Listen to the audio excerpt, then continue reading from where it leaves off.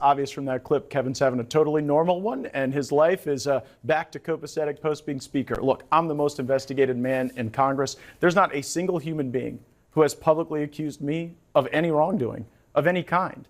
And like, at what point after these things have been said about me for years and years, and not a single person has even accused me of wrongdoing, does this sort of become a strange urban legend? My concerns with Kevin McCarthy were around his truthfulness, which, by the way, he certainly didn't advance any veracity in those comments. Not a single human being has ever accused me of any wrongdoing. Matt Gaetz was probably responding to this single human being accusing him of wrongdoing. You made a lot of concessions in the negotiations. No, I didn't. Okay, is that let's get to the bottom of that. Right? That is such a misnomer in life. Let me give you the truth about that now.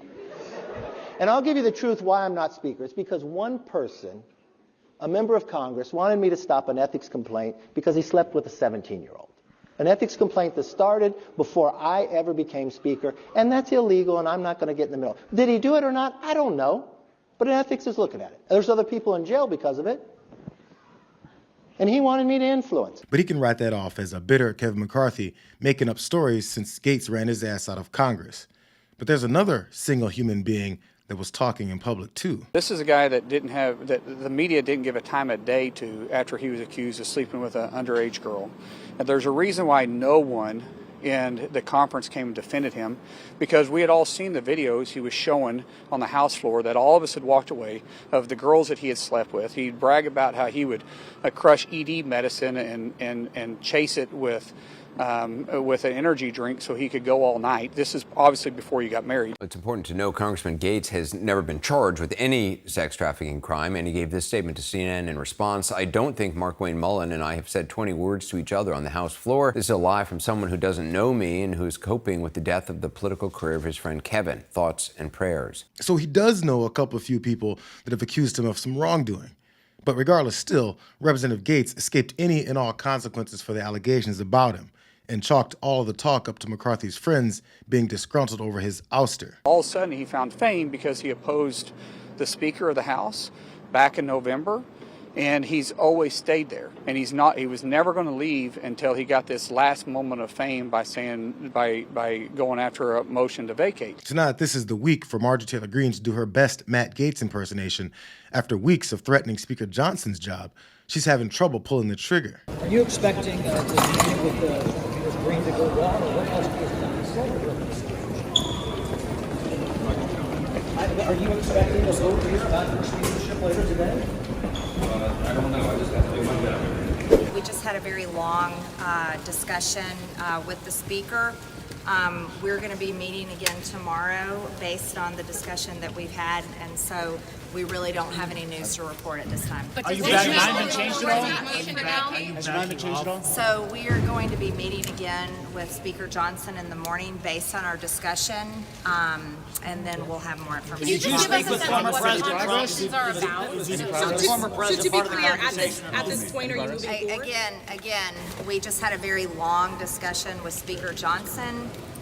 We'll be meeting with him again tomorrow based on the discussion that we had, and then I'll have more information. So do you consider that to be a productive? Are you backing off of your threat? Force a vote on your motion to vacate? Look, let me tell you, I have been patient, I have been diligent, I have been steady, and I have been focused on the facts, and none of that has changed. So I just had a long discussion with the Speaker in his office about ways to move forward for a Republican-controlled House of Representatives. We're talking to him again tomorrow based on our discussion today. As the week of her self-imposed deadline rolls on, this second meeting will have to address all of her angry, line-in-the-sand declarations over Johnson working with Democrats in Congress after convincing her that he wouldn't. There's only so long you can get in front of porters and tell them that Johnson is selling out the country to Democrats that want to cook up your children for dinner and fund a Department of Justice and FBI that's going after the most innocent former president in history.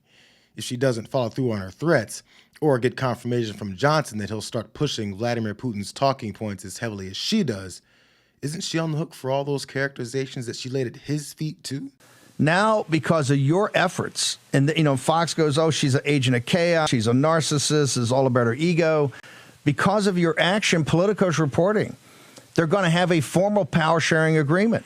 which they've had to date, but now that you smoked them out, now they have to come forward because they're going to demand a pound of flesh like they've already been getting a pound of flesh. Now it's all in the open. That's right. It's out in the open. And you're right. You know, Fox News called me an idiot. That was literally their headline. They called me an idiot. But what I've done is expose what was already happening in the dark. And I think the beautiful thing about it is that Democrats have to come clean.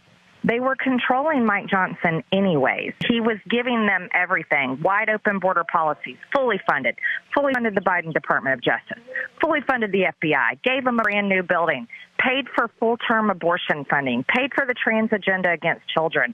He voted down warrant requirement for FISA. Then he gives $61 billion to Ukraine. And while he's claiming that he's helping Israel, he actually stabs them in the back with $9 billion to Hamas. And then another $3.5 billion that Joe Biden's about to use to bring in so-called refugees from Gaza into America. And Joe Biden wants to give them a citizenship. So this has already been happening. But the beauty of it is that Politico is telling the truth. Something's got to give, especially since Democratic leadership in Congress said a while ago that they'll save Johnson from her motion to vacate, unlike the way that they gladly voted to kick McCarthy out to help the GOP show voters how little they care about doing their jobs. That message has already been delivered for November, and they're currently getting more things done with Mike Johnson than they would with another disruptive expulsion. But Democratic leader Hakeem Jeffries still kept the pressure on Greene to do the dumbest thing ever by telling 60 Minutes that Democrats have effectively been governing as if they're in the majority in the House due to Republicans' chaos. So her self-inflicted conundrum just got even worse, especially since she raged about not caring if Jeffries, who's despised by the GOP, or anyone else gets their hands on the gavel. I don't care if the Speaker's office becomes a revolving door. If that's exactly what needs to happen, then let it be. But the days are over of the old Republican Party. You see, this is what happens when you give the keys to the reckless driver that pops off for attention and approval from Trump, the only person that does it with no consequences. These meetings with Johnson, Greene, and Thomas Massie must be coming to some kind of transparent agreement to save all of their faces from ridicule and their jobs from being in danger. And now, that obvious plan might be coalescing around their favorite guy. My third request is very serious, and this is my number one request. We are fed up with the weaponized government, the weaponized Department of Justice that is being used as Joe Biden's campaign arm.